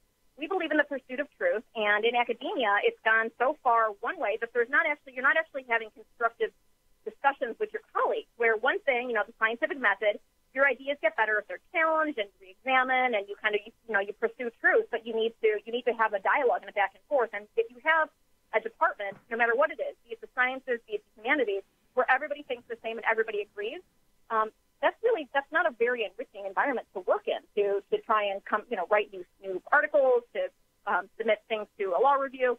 You want people who disagree with you so they challenge you. And so that's the whole purpose of Heterodox Academy, is to get professors together who say we need more intellectual diversity on campuses that will make our institutions stronger. Well, I hope they're successful. I hope it catches on, because one of the things that I think is so interesting about the dynamic that we're seeing is I'm not interested in forcing anyone to agree with me or to adopt my viewpoint. I do think that people should be able to say, we've been doing X, Y, and Z for this many months, years, whatever, and it's not worked. Maybe we should consider something else. But to say you have to flip and become a Republican, or you have to flip and, go against something that you believe, at least you have to consider that you could be wrong. but you don't have to change your mind. And I think what we're seeing on these campuses with this, like this pronoun stuff, is basically it's at the beginning of the school year. Everyone's sitting there. You have to take notes. And they're saying, you have to believe this. You have to agree that there are more than two genders, even though that goes against science. It goes against, like, it's this authoritarian bent that's coming out of a lot of this stuff that is really, to me, it's baffling. And I know it's not going to work because people in America especially don't want to be ruled over and ordered around. Exactly. And it is fundamentally disrespectful to others to say, you know what, I don't think you don't deserve to hear from other people, or you have the wrong point of view. I mean, I used to work at the Independent Women's Forum. That is the antithesis of feminism, right? I mean, that women can do things on their own. We can all think for ourselves. And it's just to assume that your colleagues can't be exposed to other opinions or points of view is so offensive to me. That's so patently condescending and offensive that I'm surprised that people put up with it, and they acquiesce too. Yeah, it's like, yeah, not only do we put up with it, but I think it's because people want to be nice, and they find it baffling and crazy too. But they're like, well, if we just agree with this, you know, what could it hurt? But what it's hurting is it's wasting a lot of time, right? Yeah. Yeah. Well, we've also seen the rise of a call-out culture too, right? Where somebody who has transgressed is called out, they're publicly shamed, their employers are contacted. So, I mean, why on earth would you want to stick your head up and have an opinion outside the mainstream if you know that might happen to you? If you criticize one of your colleagues and then suddenly you're splashed all over Twitter and you're fired from your job, I mean, this is these tremendous disincentives, and it has killed public discourse. People are afraid to express opinions that they think others might condemn them for. Well, I think that's, you know what that is. And I know if you have kids who are in there, you know, going to college, pre-college, all that, then you've had this conversation around the table too, Nikki. What we say to our kids is either you're willing to stand up, and it doesn't mean you're standing up all the time. You're not pontificating. You're not jumping up on the table every time there's a topic. But if you are forced to take a stand and you don't, you're basically giving in to that idea and you're agreeing with it through your silence. And it's tough, but you have to start talking to kids about that early so they know when to draw the line and when to take a stand. But they have to be willing to do that. And it takes courage. I really appreciate your work previously at the Independent Women's Forum, which we love here on the show. And now, president and founder of Speech First. Nikki, thank you for joining in today.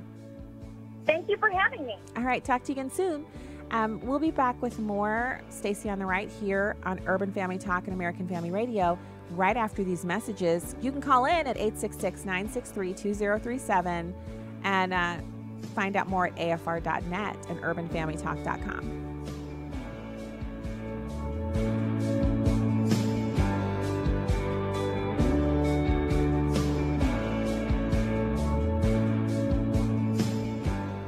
This is Just a Minute with Stacey Washington. Did you know that the Centers for Disease Control did a study on defensive gun use by Americans? Probably not, because the report destroys gun control talking points.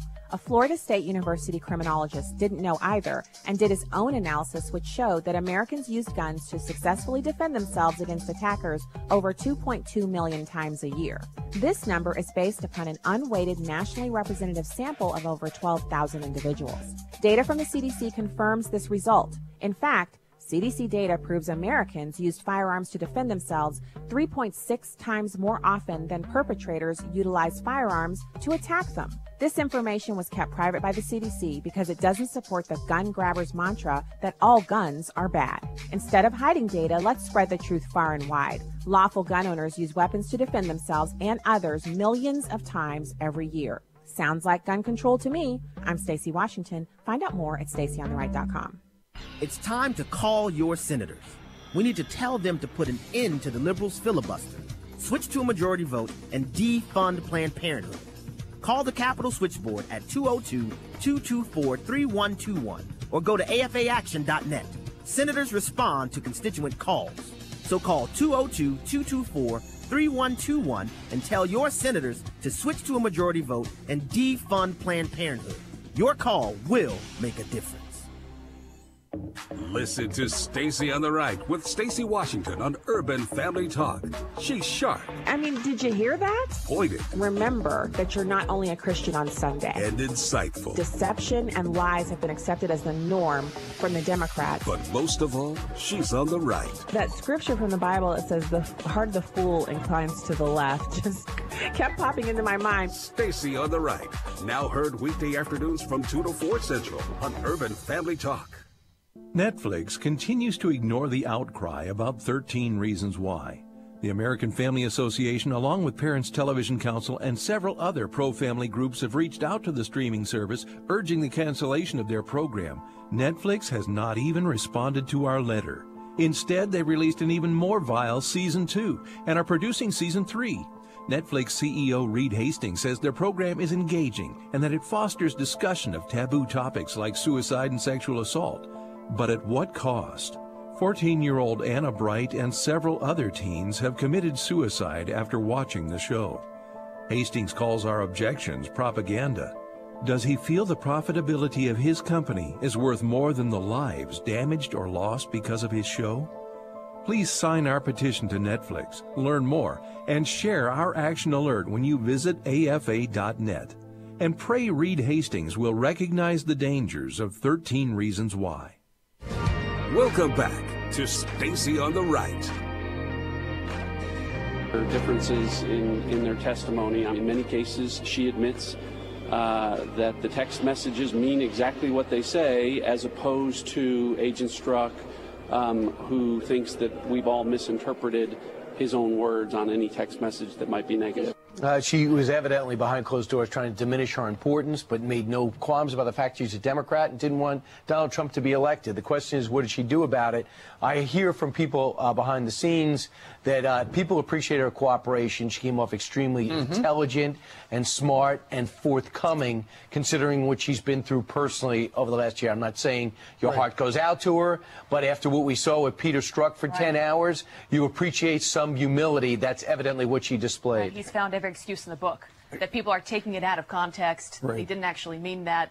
I'm assuming their love life isn't going well anymore. I think it's done. I think it's over. Insurance plan, we don't know. What are you going to do to stop them? We don't know. We don't know the names. A lot of the people listed in the IG report were also conspiring to do the best they can, or at least have opinions about how bad a person Donald Trump was. And if you're Donald Trump, how can you think anything but the FBI under the previous administration was out to get him? The deputy gone, the James Comey fired, Peter Strzok is, if he is not sullied and destroyed personally and with all his credibility, I don't know what is. Well, Peter Strzok answered all those questions about the insurance policy and stuff. He gave his answer. She gave her answers yesterday.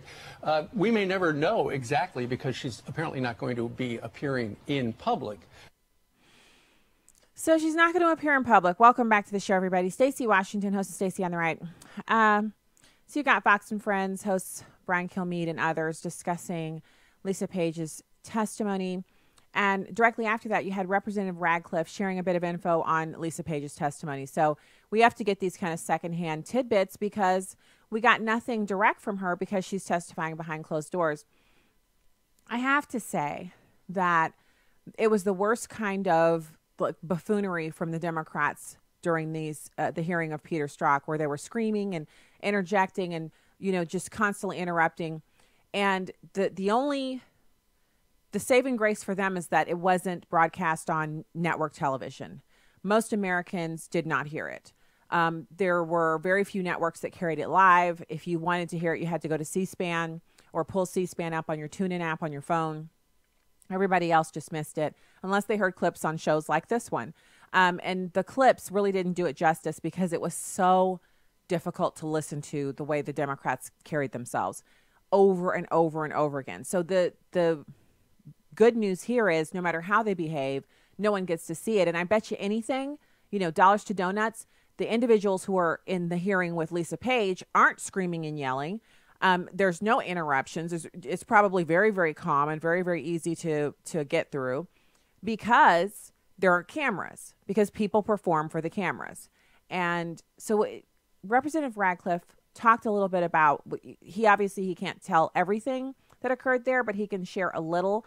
of his reactions to it, it's number 2. Has there been a difference in the answers that he gave versus what Lisa Page told you yesterday and what she might tell you tomorrow? So I can't get into the content of the testimony from Lisa Page yet. What I can tell you is that Congressman Gowdy and I had 2 hours to question her on Friday. I can tell you that there are significant differences in her testimony from Agent Strzok as it relates to these text messages, what she thought some of them meant. And she gave us new information that he either wouldn't or couldn't, that confirms some of the concerns that we have about these investigations and the people involved in running. So that's what we've seen. This is so fascinating because he's basically saying Peter Strzok denied a lot, and Lisa Page just said, yeah, the text messages read how we meant them. In other words, that's what we thought we were doing. Now what? Can you imagine what would have happened if Strzok had been so candid? If he just said, yeah, we thought we were going to stop him. And we didn't. But we tried. Now what? I mean, I've already been let go of my job. I'm already pulling a desk in HR, sitting around. You know, lying doesn't help me at all. So I might as well just tell you the truth. At the time, we felt he was an existential threat. And so we tried to stop him. It would have been so refreshing.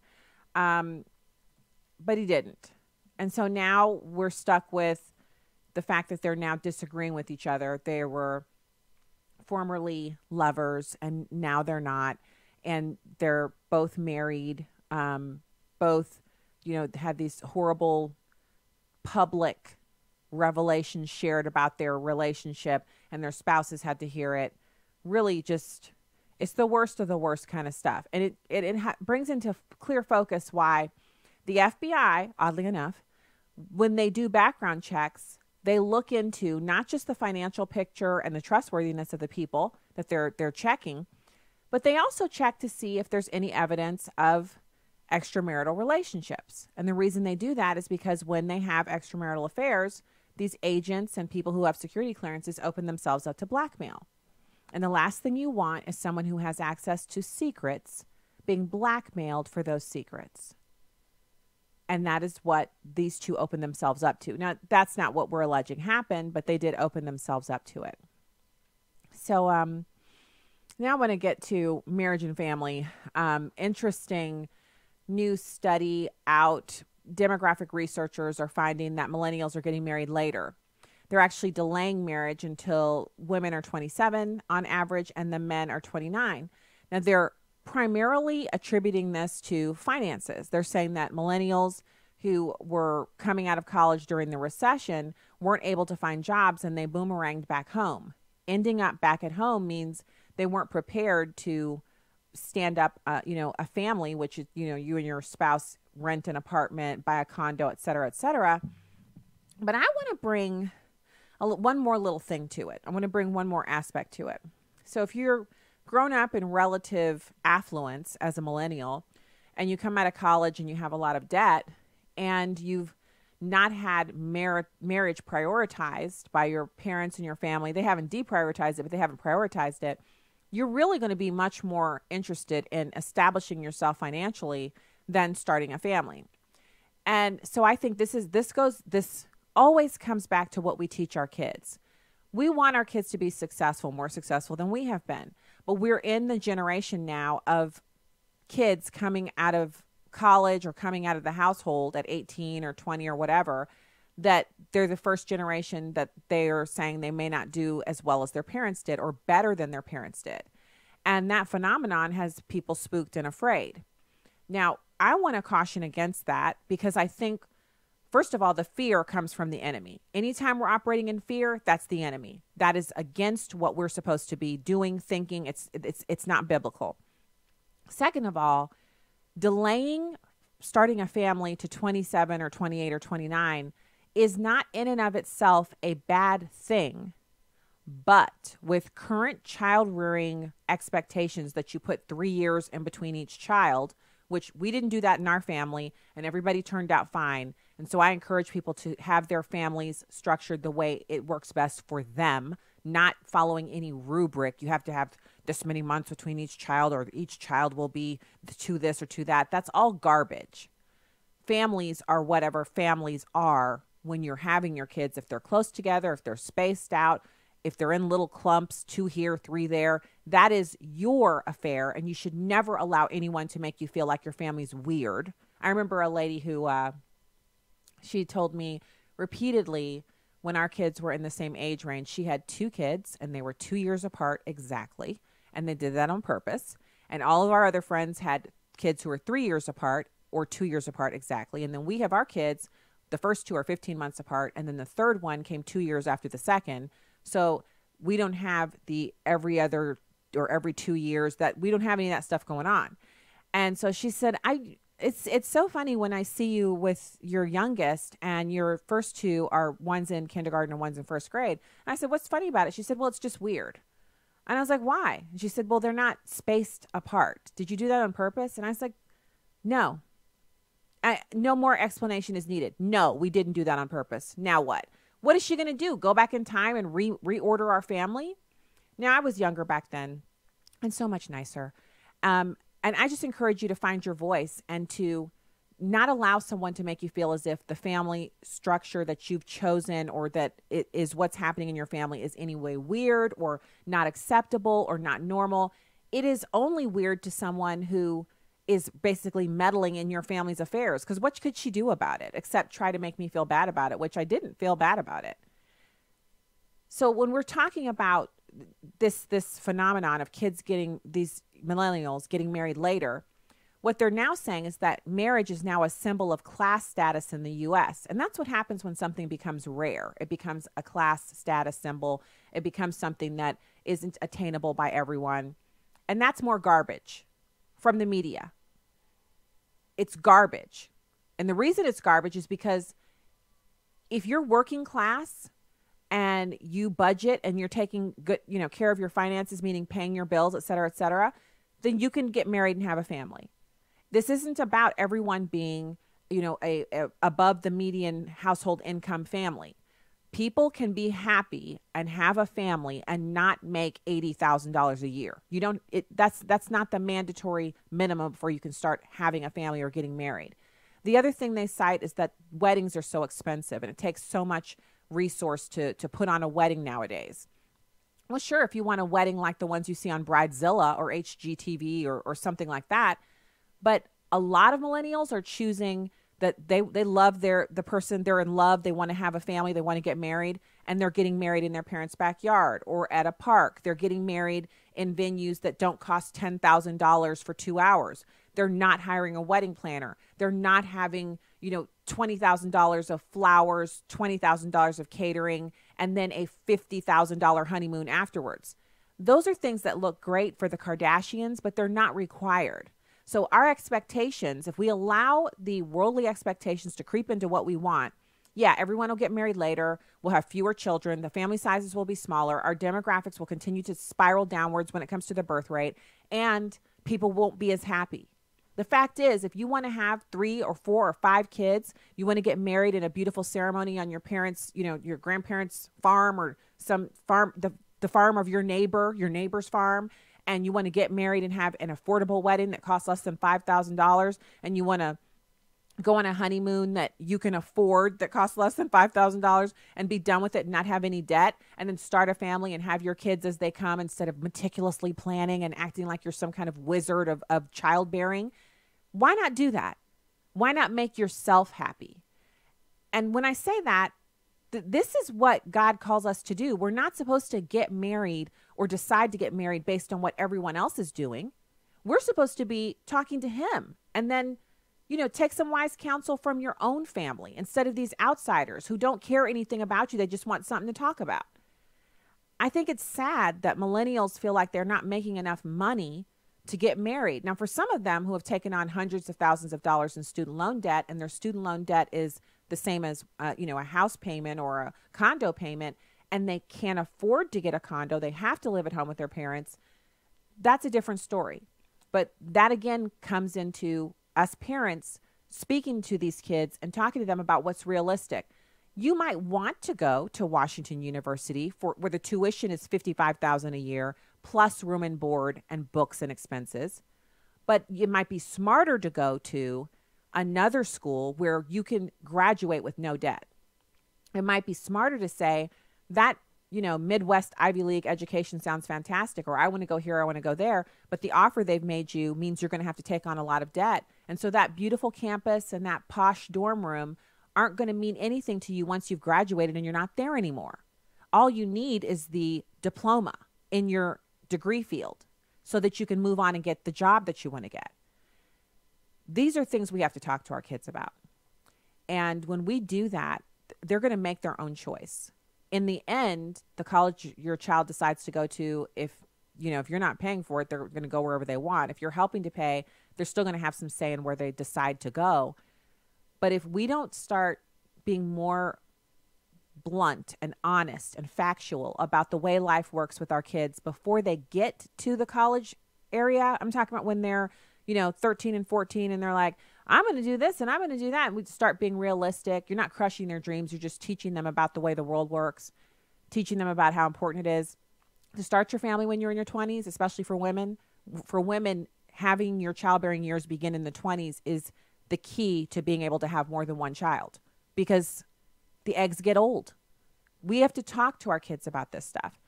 It doesn't mean it's a drag or it's you're being a Debbie Downer. It just means you're being wise and you're instilling that wisdom in your kids. If you get married at 29 or 27, it's not the end of the world, but nobody should be waiting until they're wealthy beyond all means and they're raining paper to get married and start a family. It's just the world's ideas of what is needed creeping in and crushing the dreams of so many people. And I think we can fight back against that with the truth. As parents, we owe our kids that information. And what do we get out of it? Hopefully some grandkids. All right. That's the show for today. We'll be back with you tomorrow. God bless. Have a great evening.